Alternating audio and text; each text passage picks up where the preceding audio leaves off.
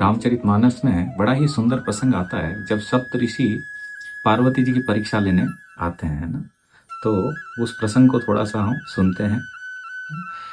जब सप्तऋषि आते हैं तो कहते हैं, सुनत वचन बेह से ऋषय गिरि संभव तव देह, नारद करो उपदेश सुनी कयहु बस्यो की सुगेह। बोले पार्वती जी की बात सुनते ही ऋषि लोग हंस पड़े और बोले, तुम्हारा शरीर पर्वत से उत्पन्न हुआ है, भला कहो नारद का उपदेश सुनकर किसका घर बसा है।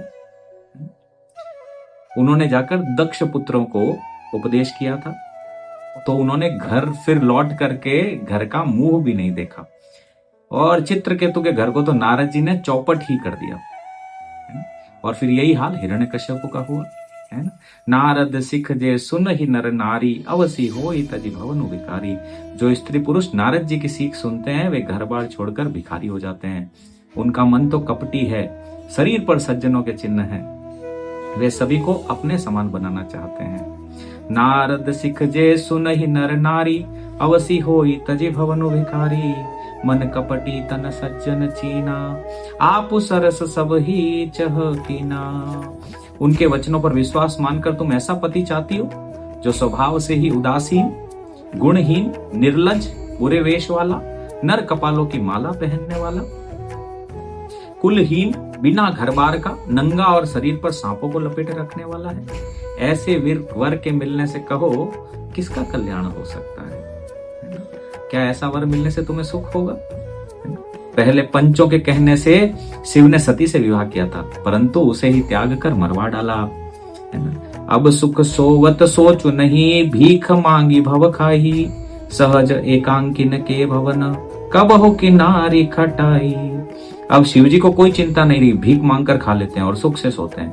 ऐसे स्वभाव से ही अकेले रहने वालों के घर भी भला क्या कभी स्त्रियां टिक सकती है। ऐसा सप्तऋषि कहते हैं। फिर कहते हैं, अज हो मानहु कहा हमारा, हम तुम कहु बरनीक बिचारा। अति सुंदर सुच सुखद सुशीला, गावहि वेद जासु जस लीला। अब भी हमारा कहा मानो, और हमने तुम्हारे लिए बहुत अच्छा वर विचारा है। बड़ा सुंदर, पवित्र, सुखदायक और सुशील है, जिसका यश और लीला वेद गाते हैं। वह दोषों से रहित, सारे सद्गुणों की राशि, लक्ष्मी का स्वामी, बैकुंठपुरी का रहने वाला है। हम ऐसे वर को लाकर तुम्हें मिलवा देंगी। यह सुनते ही पार्वती जी हंसकर बोली। कितनी सुंदर बात यहाँ पार्वती जी कह रही है, हम सबके लिए सीख है। सत्य कयौ गिरि भव तनु ऐहा, हट न छूट छूटे बरु देहा। कनकौ पुनि पषाणते होई, चारे सहज न परिहर सोही। बोले आपने सत्य कहा है कि मेरा शरीर पर्वत से उत्पन्न हुआ है, इसलिए हट नहीं छूटेगा। शरीर भले छूट जाए, सोना भी पत्थर से उत्पन्न होता है, सो वह जलाए जाने पर अपने स्वभाव स्वर्णत्व को नहीं छोड़ता। बोले आपने ठीक कहा, मैं पर्वत से उत्पन्न हुई हूँ, सोना भी पर्वत से उत्पन्न होता है, पर अपने स्वभाव को नहीं छोड़ता।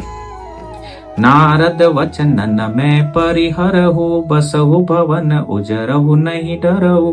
गुरु के वचन प्रतीत न जेहि, सपने हु सुगमन सुख सिद्धि तेहि। अतः मैं नारद के वचनों को नहीं छोड़ूंगी, चाहे घर बसे या उजड़े, इससे मैं नहीं डरती। जिसको गुरु के वचनों में विश्वास नहीं है, बड़ी नोट करने लायक बात है। गुरु के वचन प्रतीत न जेहि, जिसको गुरु के वचनों में विश्वास नहीं है, उसको सुख और सिद्धि स्वप्न में भी सुगम नहीं होती।